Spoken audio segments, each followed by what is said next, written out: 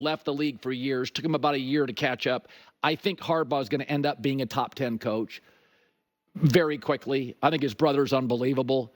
But if I had to name the top 10 coaches in the NFL today, I think this, and it feels the same way. When Belichick was in his prime, there was a big gap, Belichick to 2. When Jordan was in his prime, there was a big gap, MJ to the 2. When LeBron was in his prime, when you're really great, it means there's a huge gap between you and the next guy. And that's how I kind of feel with Andy Reid right now. So let's do my top 10 coaches in the NFL before we get to Nick Wright.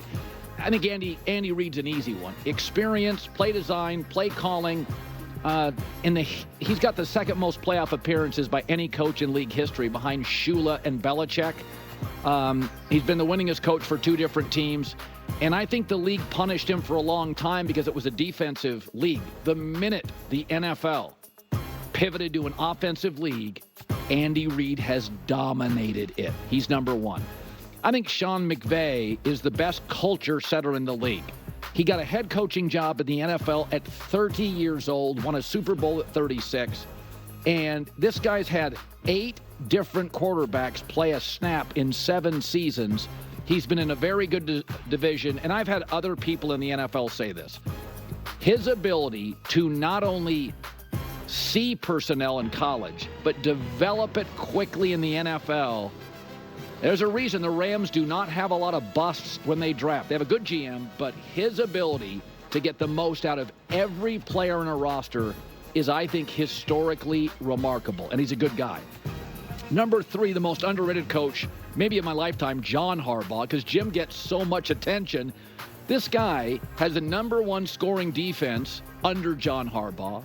They always have great special teams, often best in the league, under John Harbaugh. And right now they have the best rushing offense in the NFL under John Harbaugh.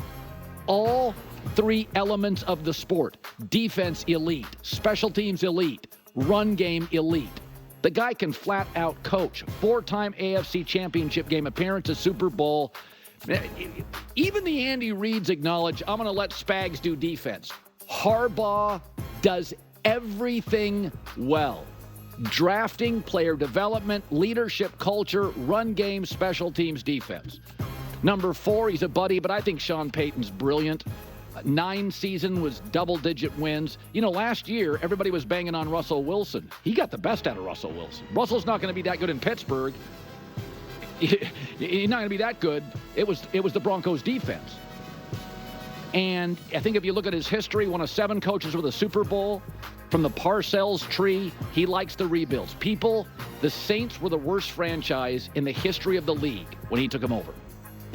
There was no franchise that it was ever had less talent and less cultural relevance in the history of the league of the Saints when he took them over, and they had 9 years with double-digit wins.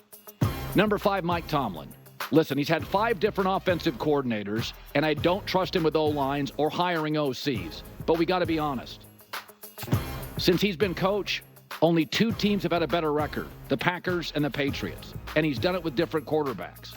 Never had a losing record. I think he's the great motivator in the NFL. I think he gets players to play above themselves very well. I also think, why I've also said I thought he would be a great college coach if he ever wanted to, he's great in teaching.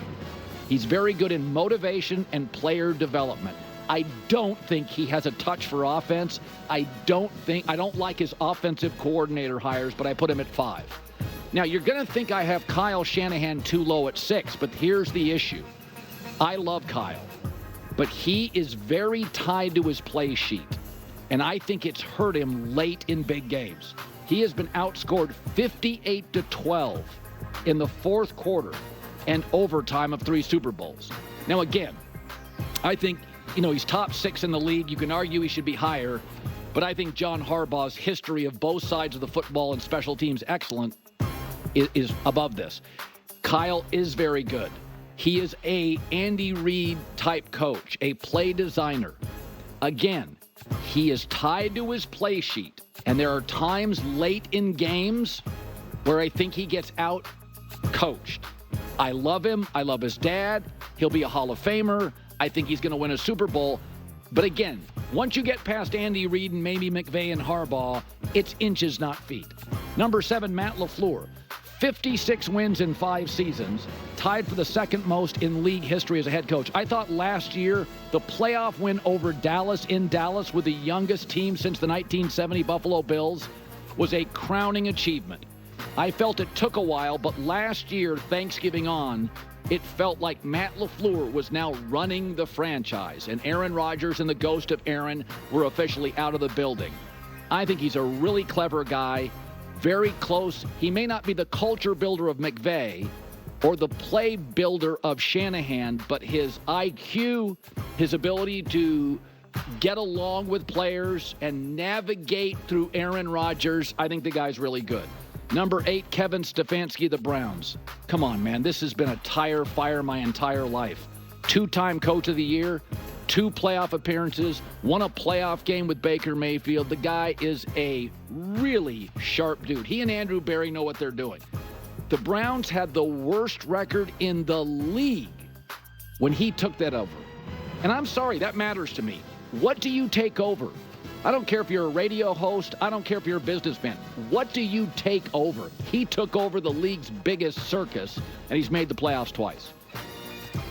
Number 9, Sean McDermott. He's got the most wins in the league without a Super Bowl title. Again, like Mike Tomlin, don't love his inability to create consistent run games. Tomlin, I don't like his choice on OCs. McDermott, O-line outside of left tackle has been a revolving door. I do think when they landed Cook, their run game will be now substantial going forward. But we can't keep banging on McDermott without also acknowledging this was a lousy organization. He's a very good leader. He's also willing to admit mistakes. And a lot of rigid older coaches don't. He can be a little tight. He can be tough on coaches, but he is willing to stand up, be a man, and acknowledge mistakes. Much respect for that. Sean McDermott, 9. Number 10, I know he doesn't have a big resume. Damn, I think DeMeco Ryans is great. I got to tell you something. I was told by people in the building at San Francisco, they thought his second year on the staff, they thought he could have been a head coach. And he was just out of the league. I'm sorry, but to take a rookie quarterback to build a staff, when I watch Houston play, I think they squeeze every ounce out of their talent. I know I don't love defensive coaches. That dude is dialed in. That is a culture creator. He's got, you know what he reminds me of a little bit? He's got some McVay.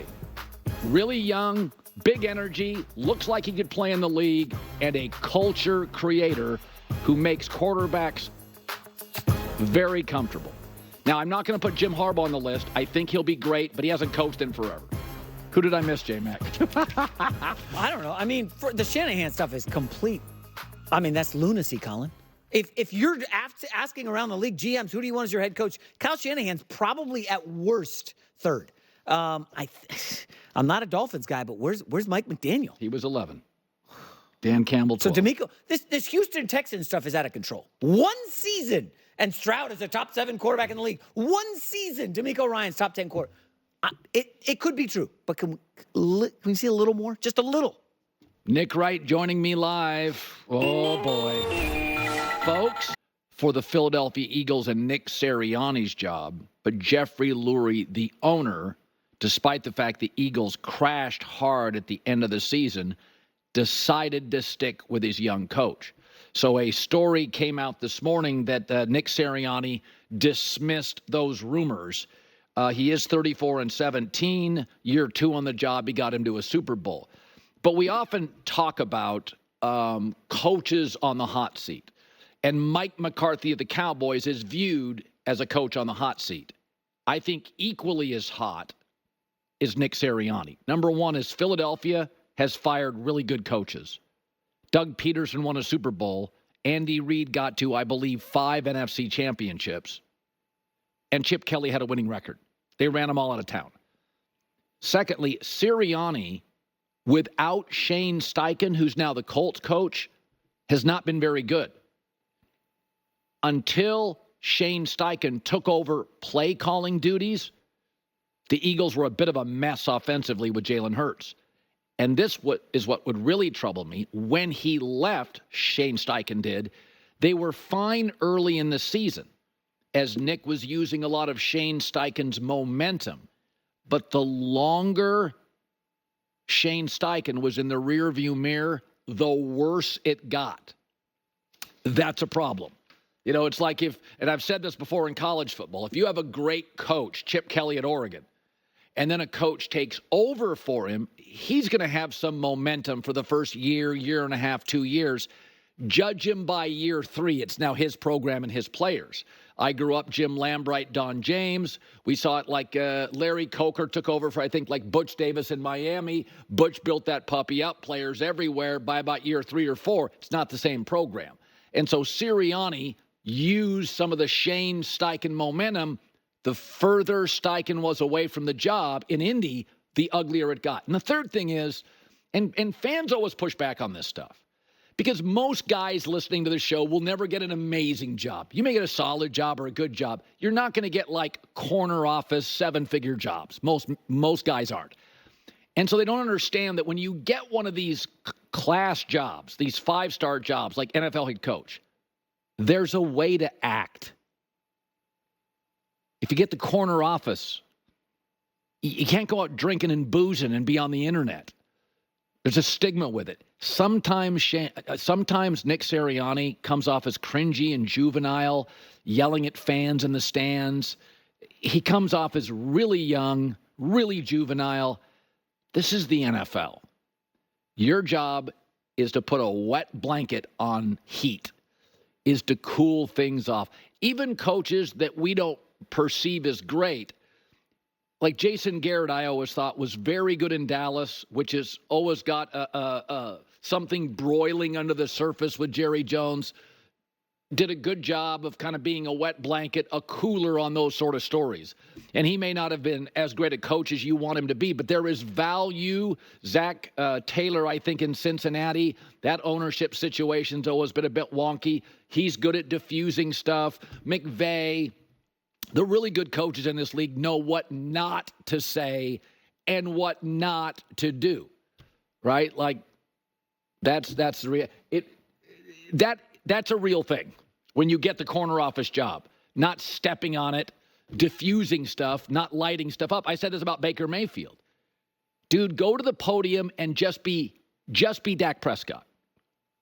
Go be Jalen Hurts at the podium or Tom Brady in his prime. Eli Manning. Diffuse the story. Don't add flame to the story. So I think Mike McCarthy is viewed as the ultimate hot seat coach. I think Nick Sirianni's got a hot seat. And I also think Washington is significantly better this year. The schedule for the Eagles is tougher. The NFC is overall better this year. So keep your eye on that. I also have Nick Wright's coming up next hour. Final hour, Adam Wainwright. Great last time he was on the show. I'm going to save my Caitlin Clark story. I was going to do it this hour.